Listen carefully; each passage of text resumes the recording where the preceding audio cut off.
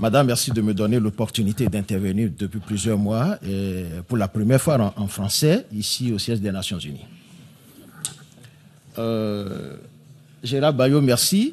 Moi, je voudrais me faire un peu plus réducteur. Je voudrais aborder cette question sous l'angle capacitaire, parce que j'estime que le partenariat doit être graduel. Je ne rentre pas dans les considérations d'autres stratégiques et autres. Je voudrais me permettre de dire que l'idée de partenariat inscrit originellement les pays africains dans une dynamique de responsabilisation par rapport à la gestion des conflits. Et les Africains doivent s'approprier la gestion des conflits.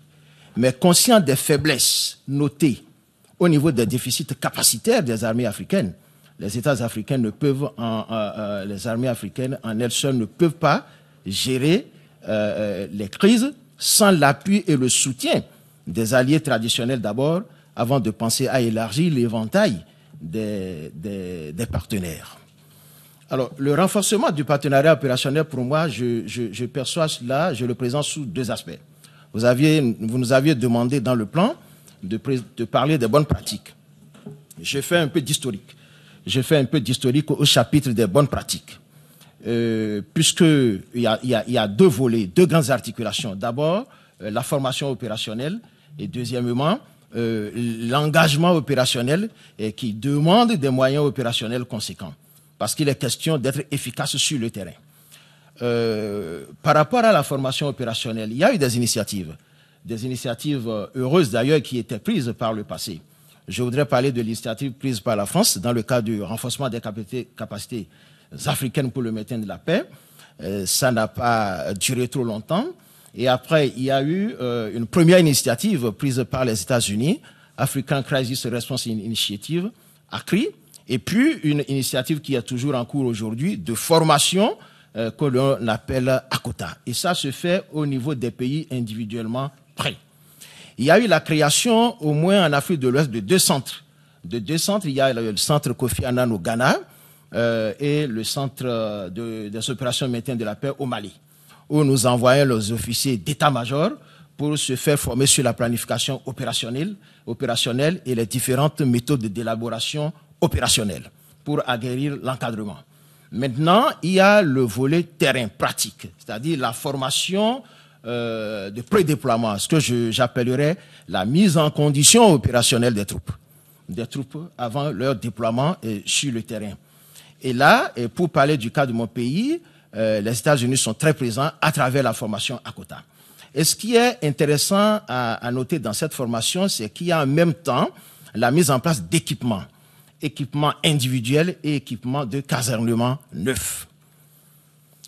Le deuxième aspect qui, pour moi, est extrêmement important, je le souligne et permettez-moi de le dire, est-ce que c'est politiquement correct? Les pays africains étaient sous l'égide de la CEDEAO engagés dans la crise, les premiers à être engagés dans la crise malienne. Est-ce que les armées africaines étaient capables, à leur niveau tout seuls, de contenir les djihadistes si en temps la France n'intervenait pas? Cela pose le problème des déficits capacitaires que nous constatons au niveau des pays africains. Alors, il y a un partenariat à développer. Et le partenariat à développer a amené certains pays à aller vers d'autres partenaires, les alliés traditionnels.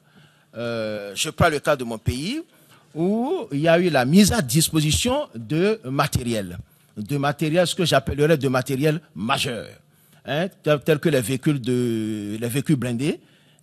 blindés de combat d'infanterie et bien d'autres matériels qui pourraient aider les bataillons dans leur mission à emporter la décision.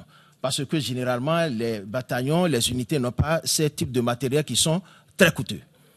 Alors, dans le cadre de ce partenariat entre pays, je dirais, les matériels, on a constaté que les matériels sont généralement obsolètes. Et l'obsolescence de ces matériels ne permet pas aux bataillons d'être performants sur le terrain. Et le partenaire, c'est une opportunité et c'est tout à fait naturel. Je ne fais pas du tout d'esprit par rapport à ça. Le partenaire a le retour sur investissement, en quelque sorte, sur ces matériels obsolètes mis à la disposition des bataillons. Au bout de 2 ans, suite à beaucoup d'efforts accrus et sans cesse renouvelés de maintenance, au bout de 2 ans ou 3 ans, vous vous retrouvez au moins avec 40% de matériel inopérant. Et par conséquent, les bataillons deviennent totalement inopérants sur le terrain. Mais ce qui est, à la limite, excusez-moi, révoltant, c'est que j'ai eu la chance d'être sous le chapitre 7 au Libéria. Vous avez des pays d'autres continents qui sont là, avec des moyens lourds, des moyens forts, mais qui ne prennent absolument aucun risque. Aucun risque, ils viennent pour faire des affaires. Excusez-moi de parler comme ça, vous savez que les militaires, ils vont droit au but. Bon, ils viennent pour faire des affaires. Alors, nous prenons des risques. Nous perdons des hommes. Nous blessons. Ça veut dire que quand ils viennent et ils ne prennent aucun risque, ça veut dire que les opérations de maintien de la paix en Afrique est l'affaire des Africains. Les pays africains doivent en prendre conscience et nouer les partenariats qu'il faut pour pouvoir faire face à leur destin.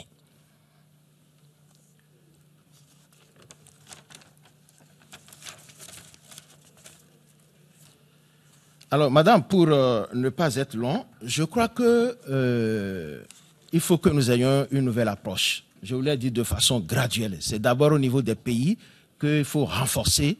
Il faut un renforcement du partenariat, un renforcement opérationnel du partenariat. C'est d'abord au niveau des pays. Et la plupart des budgets nationaux ne sont pas en mesure de consacrer une bonne partie des ressources à l'acquisition de matériel lourd. Donc, il faut que nous rentrions dans le cadre d'un partenariat financier ou d'un organisme avec lesquels nous pouvons conclure des contrats.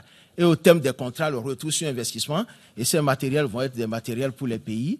Et nous continuerons non seulement d'être performants sur le terrain, mais nous continuerons d'avoir le retour sur investissement.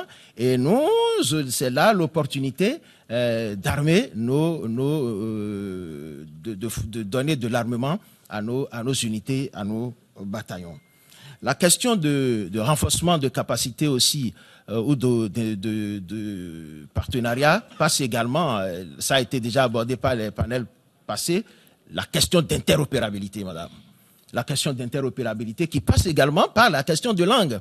C'est vrai que nous notons la primauté de la langue anglaise, c'est vrai, c'est indiscutable, c'est un fait, le général Lyon l'a dit, mais il n'en demeure pas moins que c'est très frustrant pour nous qui, à la limite, pour qui le français est une langue maternelle, c'est très frustrant pour nous de nous contraindre à tout moment dans certaines situations à forcément parler l'anglais quand on sait que de l'autre côté, il n'y a aucun effort qui soit fait.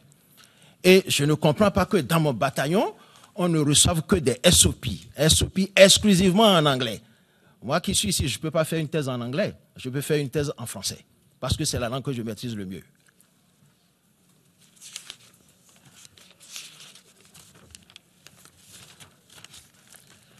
Il y a le général qui a abordé la question du partage des renseignements, c'est vrai. Il n'y a aucun partage, de renseignements sur le terrain. Vraiment aucun partage, chacun est dans son coin. Et il y a la question de la compatibilité des matériels. La question de la compatibilité des matériels.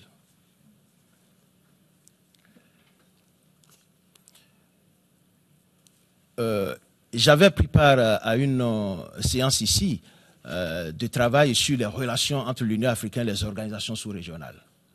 Je crois qu'il ne faut pas que l'on se méprenne. Les relations, quelle que soit l'apparence que nous avons, les relations ne sont pas très bonnes. Je prends ça sur moi et je l'assume, les relations ne sont pas très bonnes, parce que l'Union africaine, il n'y a pas les liens ne sont pas huilés, entre guillemets, entre les organisations sous-régionales et l'Union africaine.